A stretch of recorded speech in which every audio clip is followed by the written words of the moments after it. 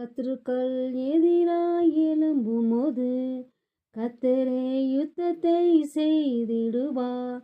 சத்துருக்கள் எதிராய் எழும்பும்போது கர்த்தரே யுத்தத்தை செய்திடுவார்.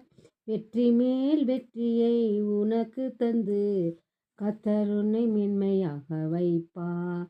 வெற்றி மேல் வெற்றியை உனக்கு தந்து கர்த்தர் உன்னை மேன்மையாக வைப்பார். கர்த்தர் உன்னை மேன்மையாக வைப்பார். நீ கலங்காதே மகளே, கர்த்தர் உன்னை மேன்மையாக வைப்பார்.